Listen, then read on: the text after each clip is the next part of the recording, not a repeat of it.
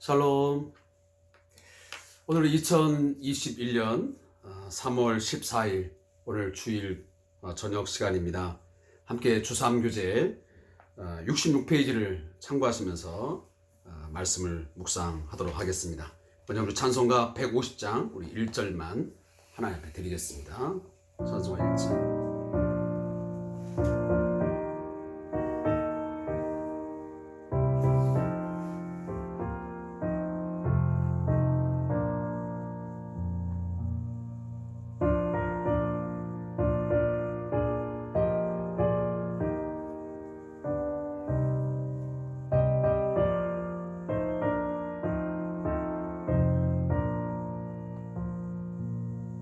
갈보리 산 위에 십자가 섰으니 주가 고난을 당한 표라. 험한 십자가를 내가 사랑함은 주가 보혈을 흘림이라. 죄와 승리를 얻기까지 주의 십자가 사랑하리. 빛나며 유관 받기까지 험한 십자가 붙들겠네.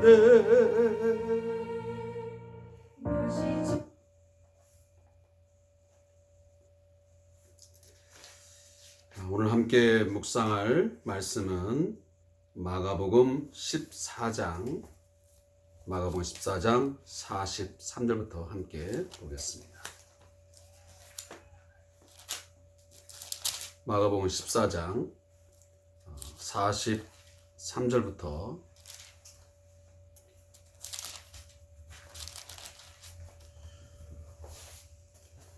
65절까지의 말씀을 읽겠습니다.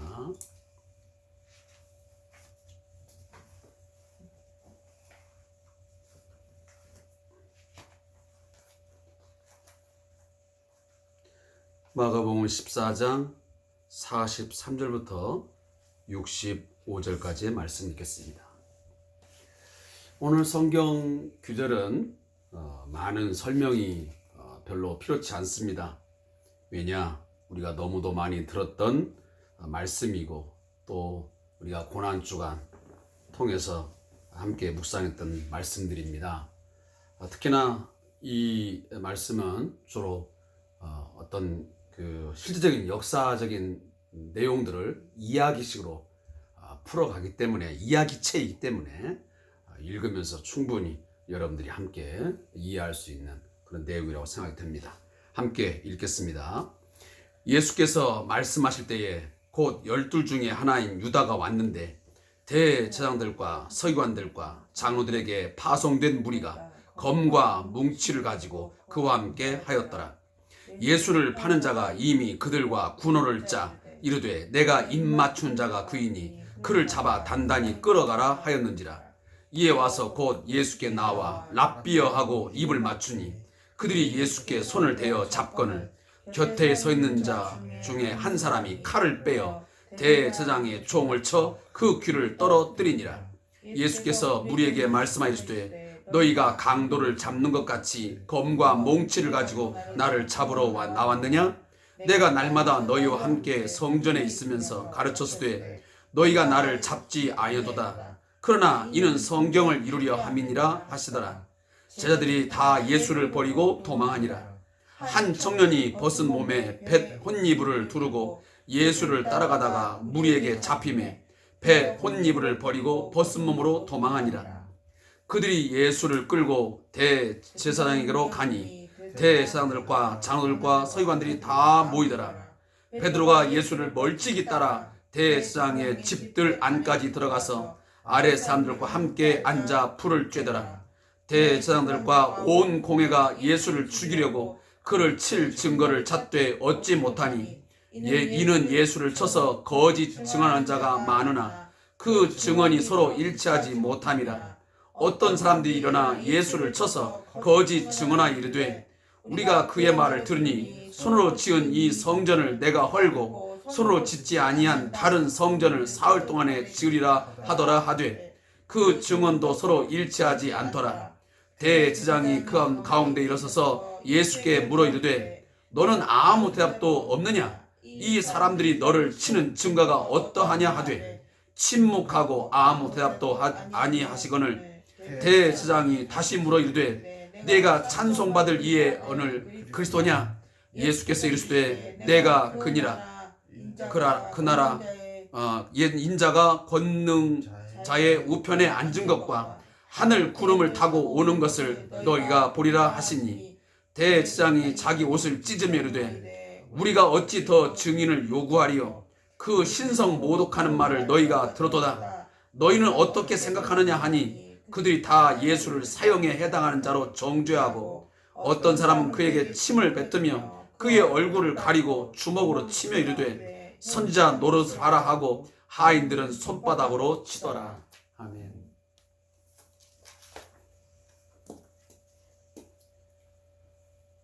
(3월 28일) 돌아오는 3월 마지막 주가 종려 주일입니다. 그리고 3월 29일부터 월요일부터 시작해서 토요일까지는 우리가 고난 주간을 지키게 되옵니다. 바로 4월 3일까지죠. 그리고 4월 4일은 부활 주일로 지키게 됩니다. 자, 그때에 가서 또다시 이 예수님의 고난 받으심에 대해서 묵상하겠지만 오늘 우리가 함께 이 읽은 말씀은 바로 예수님이 죄인들을 위해서 철저하게 인간들을 대신하여 그가 어떠한 고난과 어떠한 죽임을 당하는지를 우리가 함께 묵상하게 될 것입니다. 오늘 예수님은 자신의 이 고난받음, 버림받음, 배반당함, 결국 죽임당함이 우연한 것이 아니고 인간이 만들어낸 고안해낸 십자가의 그 처형에 의해서 비참하게 죽임을 당하는 그것이 아니라 그는 지속적으로 말씀하고 이것은 성경을 이루기 위한 분명한 사건이라고 말씀하십니다. 자신이 지금 이 고난의 길을 걷고 있는 것이 저 겟셋마네에서의 기도를 드리고 난 후에 지금 그 골고다로 올라가는 그 죽음을 향한 그 길이 결코 가지 못할 억지로 가야 되는 그 길이 아니고 하나님의 뜻, 그 아버지의 뜻에 따라서 나는 그 뜻을 행하기 위해서 왔기 때문에 내가 자기 백성, 바로 하나님 백성들을 위하여 내가 속죄의 제물로 드려주기 위하여 어린 양으로서 제물됨으로 왔기 때문에 나는 당연히 마땅히 나는 능동적으로 그 길을 걸어가고 있다고 말씀합니다. 인간이 역사를 지금 주관하고 있는 것 같지만 그 역사의 그 뒤안에는 보이지 않는 가장 강력한 힘은 지금 이 구원의 역사의 그 흐름을 이끌어가는 것은 여기 헤롯도 아니고 또한 빌라도도 아니고 대제사장도 아니고 서기관도 아니고 장로들도 아니고 다시 말하면 사내들인 공회의원 그들도 아니고 철저하게 하나님이라는 뜻을 분명히 말씀하고 있습니다. 오늘 얼마나 힘든 그 상황이 몰려오고 있습니까? 예수님은 이미 자신이 어떻게 누구의 손에 의해서 팔리실 것을 다 아셨습니다. 그런데 그 예언했던 상황이 실제적으로 지금 다가오고 있습니다. 여러분도 이런 상황을 한번 예견해 보십시오. 사형수의 입장이 바로 그런 입장 아닐까 하는 생각이 듭니다. 사형수들은 이제 자신의 죽음을 어느 정도 예견합니다. 이미 사형수가 됐기 때문에 언제쯤, 그리고 어떤 소리가 들려오면 자기가 그 날이 되어서 형장에 있을로 살 것을 압니다. 근데 마침 진짜 형장으로 끌려갈 때의 그 심경 어떠겠나 생각해 보셨습니까? 오늘 예수님의 어떤 심정이 그런 심정이 아니었을까 하는 생각이 듭니다. 자신의 죽음을 예언했지만 막상 이제 그 자기의 사랑하는 제자였던 가룟인 유다가 자기 앞에 나타나서, 그리고 그 무리들이 오면서 검과 몽치를 가지고 왔을 때, 자기가 무슨 강도인 것처럼 잡으려고 찾아왔을 때, 심지어는 그에게 다가와서 누가? 사랑하는 제자 유다가 찾아와서 어떻게 합니까? 입을 맞춥니다. 왜? 이미 그들과 군호를 짰거든요. 여기 군호는 바로 사인이에요. 사인. 서로 주고받는 신호가 있습니다. 그리고 그가 말을 던집니다. 라비어 하고 입을 맞춥니다. 배반과 배신의 입맞춤입니다. 위선의 사랑이죠. 아마 이 입맞춤으로 다가왔을 때 그 예수님의 심정이 어땠을까 하는 생각을 다시 해보는 겁니다. 이 입맞춤이라는 것은 그 고대 세계 속에서 동성과 이성 사이에 행해졌던 일반적인 일상적인 그런 인사법이었는데, 이 인사는 단순한 인사가 아니고 이제는 자신을 잡기 위해 죽음에 넘기기 위한 이 배반과 배신의 입맞춤인데, 사랑의 배반인데, 그 고통의 순간이 얼마나 힘들었을까. 우리에게도 이러한 상황이 닥친다면 우리는 어떤 반응을 보였을까 하는 생각을 갖지 않습니까? 속과 겉이 다른 어떤 위선적인 어떤 행위를 하는 사람들의 모습을 봤을 때 우리는 역겹다고 하지 않습니까? 그럼에도 불구하고 예수님은 그것을 다 그저 순수하게 받아들이십니다. 심지어는 예수님의 앞에 가서 어떤 한 사람이 칼을 빼서 대제사장의 총을 쳐서 그 귀를 떨어뜨려 버립니다. 다른 복음서에 보면 바로 말고의 귀를 쳤다고 하지요. 그때 예수님이 말씀하십니다.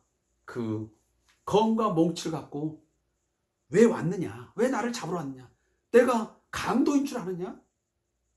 이미 내가 내가 너희에게 넘겨져서 죽임을 당하라고 여러 번 했겠지만 너희가 나를 잡지 않았지 않느냐?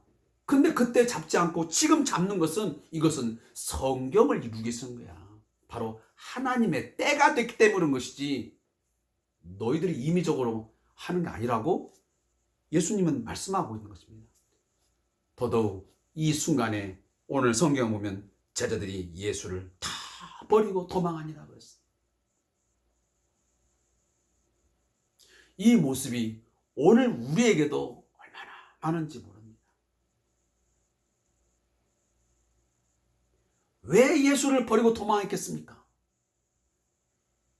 제자들의 메시아 사상은 바로 당시의 유대인들이나 그리고 일반 대중이 갖고 있던 메시아 사상과 별반 다를 게 없었습니다. 자기의 선생 이 예수가 다윗과 같은 그런 위대한 군사적인 힘을 갖고 그리고 정치적인 어떤 큰 힘을 발휘하는 그런 왕이 되리라고 믿었던 것입니다. 그런데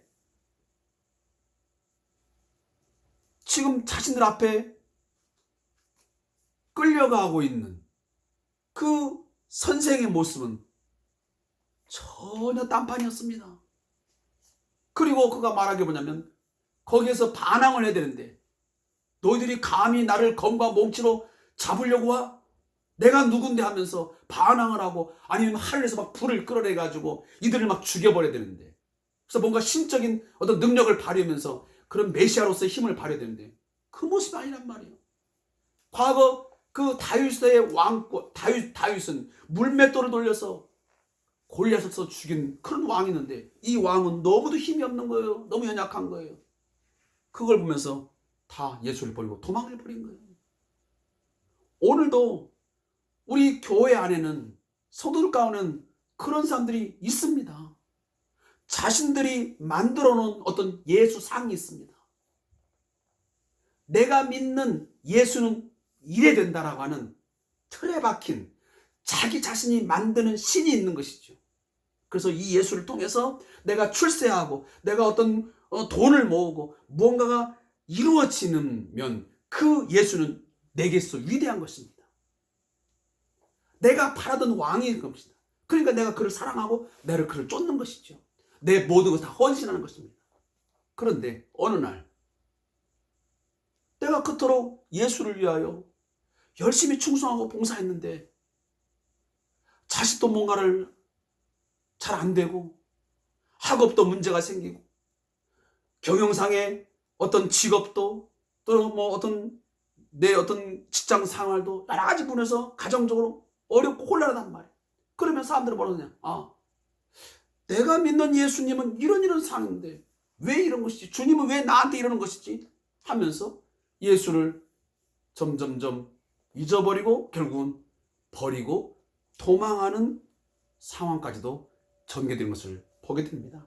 그래서 우리는 어떤 데 보면 참 그 사람이 열심히 교회 생활하면서 주를 좇는 것 같았는데 어느 한순간 보면 전혀 예수를 모르는 자처럼 한 번도 예수를 믿지 않았던 자처럼 멀리 도망해 버리고 그냥 세속화되어서 살아가는 사람도 보게 됩니다.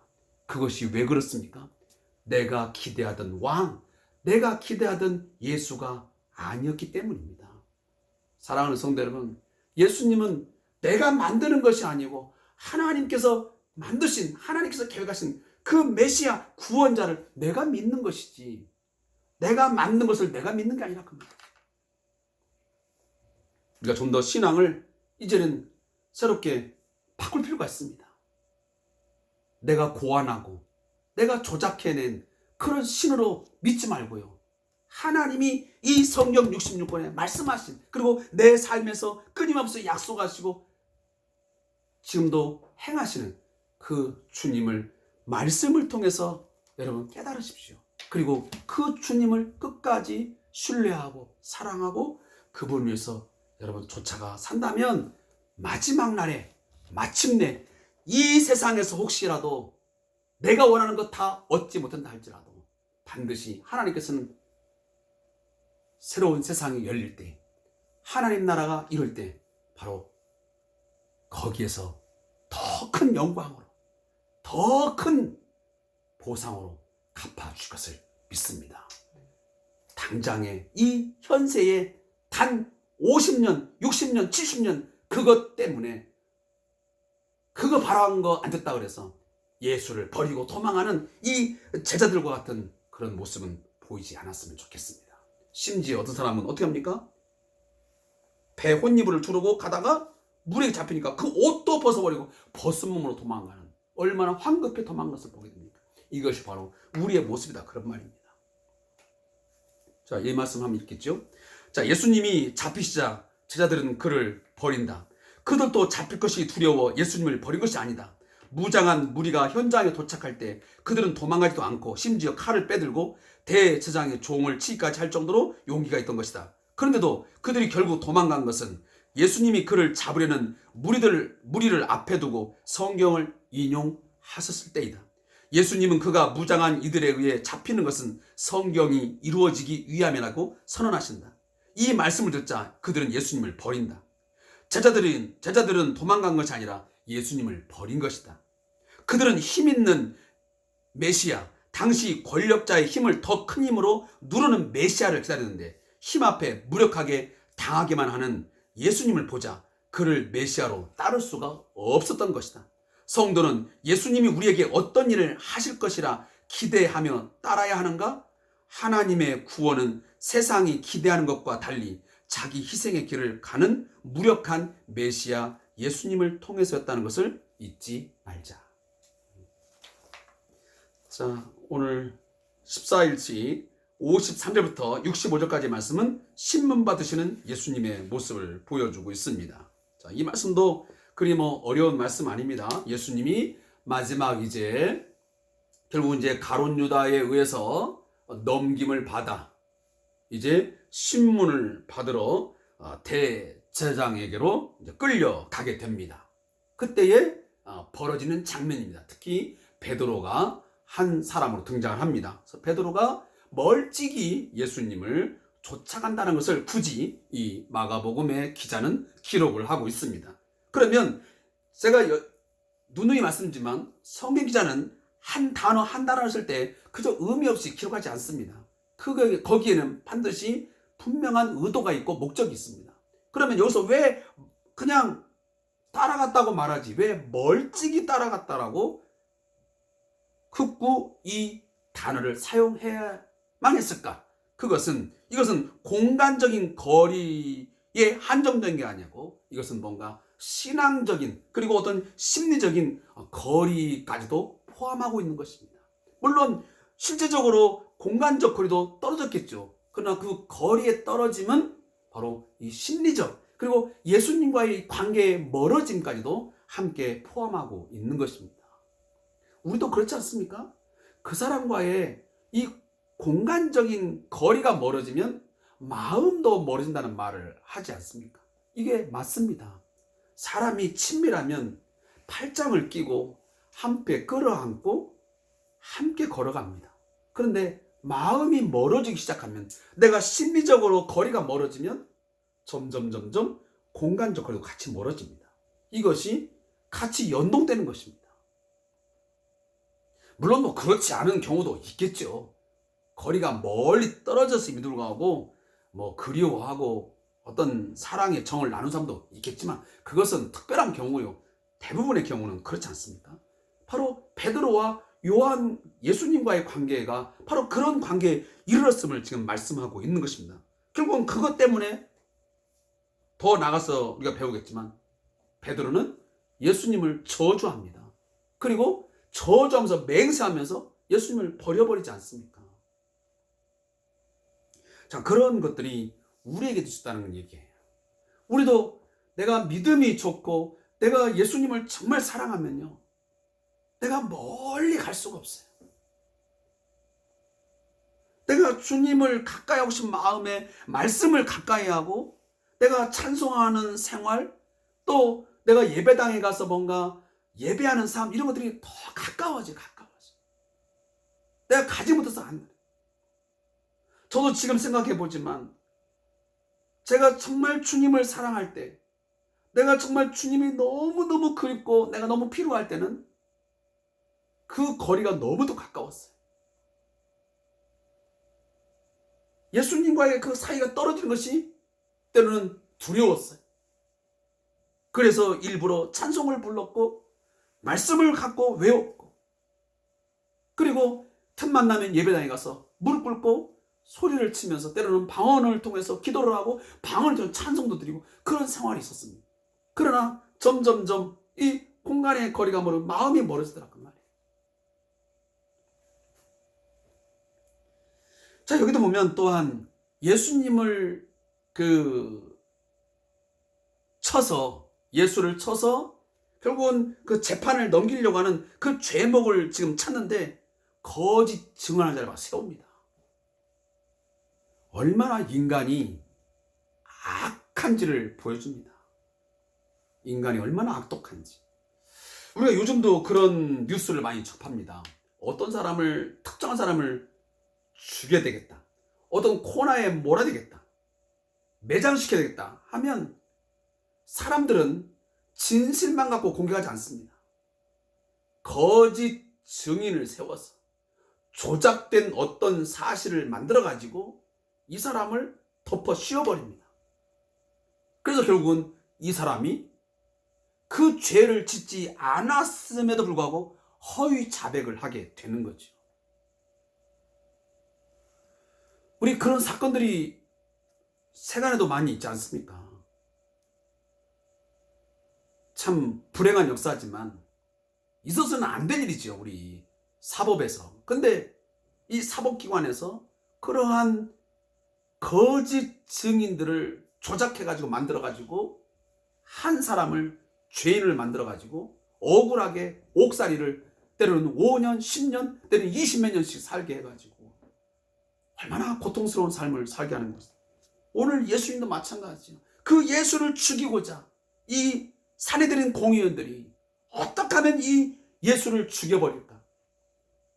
예수의 말로 그 유대 사회를 혼란스럽게 하고 더더욱 로마 사회에서 볼 때는 가이사만이 왕으로 인정되는데 예수 자신이 왕이라고 말을 하고 다니니 얼마나 사회적으로 큰 문제가 있는 그런 존재였겠습니까? 그러니 로마에서도 마찬가지고 유대 사람들이 보는 입장도 마찬가지고 예수는 반드시 죽여야 되는, 사실은 없애야 되는 그런 존재가 되었던 것입니다. 그러니 그것을 어떻게든지 걸려고 했던 것이죠.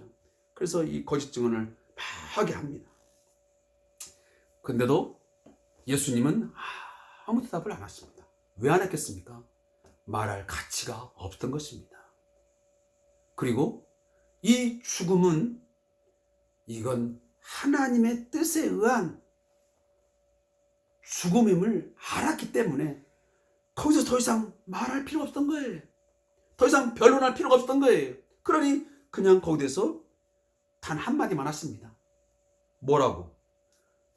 대제사장이 물었습니다. 네가 찬송받을 이의 아들 그리스도냐? 다시 하면 하나님의 아들이냐고 묻는 것입니다. 그랬더니 예수님이 뭐라고 하면 맞아, 내가 그이니라. 내가 하나님의 아들 맞아 라고 말씀하십니다. 이 말은 맞습니다. 그러니까 답변한 것입니다. 당연히 말할 것은 나는 하나님의 아들로서 하나님의 대권을 내가 위임받아서 이 나라를 통치할, 온 세상을 통치할 내가 메시아로서 내가 왔다. 이것은 내가 지금 예수님이 말씀하는 거예요. 그래서 뭐라고 합니까? 내가 맞아. 그리고 인자가 권능자의 우편에 앉은 것과 하늘 구름을 타고 오는 것을 너희가 보리라. 내가 지금은 죄인들의 손에 의해서 넘겨져서 내가 팔려 내가 십자가의 죽임을 당하지만 곧 있으면 권능자의 우편에 앉아서 하나님 보좌 우편에 앉았다가 그리고 하늘 구름을 타고 영광 중에 다시 와서 심판의 주로 서는 것을 너희가 보게 될 것이라고 예수님 오늘도 단언하시면서 말씀하십니다. 이 이야기를 듣자 대제사장들이 옷을 찢으면서 막 분통해합니다. 이런 막 신선모독을 행하는 하면서 그래서 이게 인간들의 악함이에요. 그 순간도 깨닫지 못하고 이 어리석은 인간들은 끝까지 그 메시아를 구원자를 알아보지 못하고 결국은 십자가에 내어 맡기지 않습니까? 심지어는 침을 뱉으면서 그 얼굴을 가리고 주먹으로 치고 정말 상상 못할 일이에요.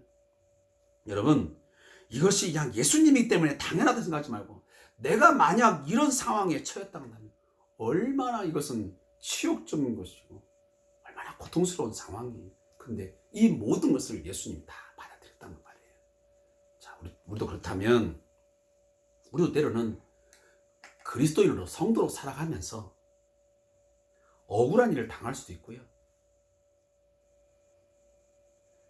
때로는 자존심 상한 일도 있을 수 있습니다. 때로는 막 분노하면서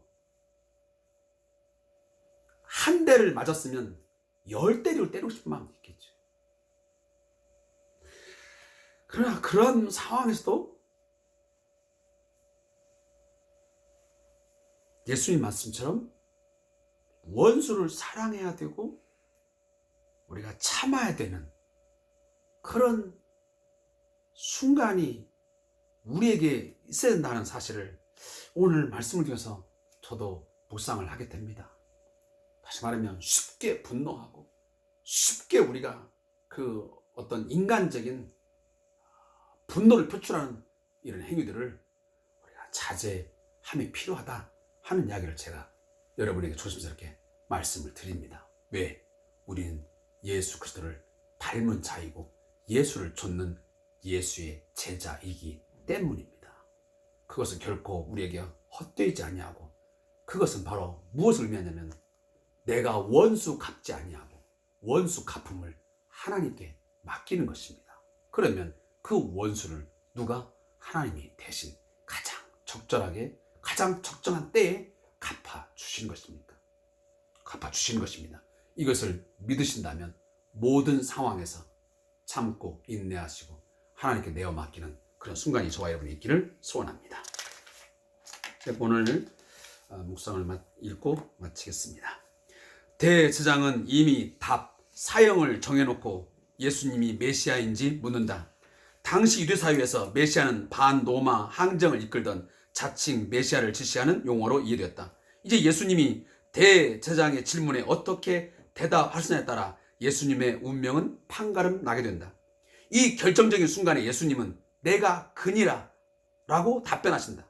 비록 그는 폭력적 저항 운동을 이끈 메시아가 아니고, 또 그렇게 답변하면 로마에 반역한 자들이 받는 십자가 처형을 맞이할 것을 모를 리 없었지만 대제사장이 원하는 답을 자발적으로 내놓은 것이다. 이런 답변은 예수님의 소명에 따른 선택이다. 이스라엘의 메시아는 이스라엘뿐만 아니라 온 열방을 하나님께로 돌이키는 임무를 맡는다. 시편 2편 특히 7절부터 12절. 따라서 예수님의 답변에는 창조주 하나님을 반역한 이스라엘과 온 열방이 받아야 하는 죽음의 형벌을 그가 대신 담당하겠다는 메시아적인 선택이 담긴 것이다. 예수님은 참으로 우리의 형벌을 대신 받은 메시아이시다. 아멘.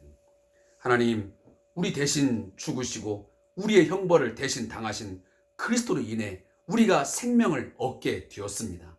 주님의 십자가 사랑을 기억하며 감사하게 하소서. 아멘.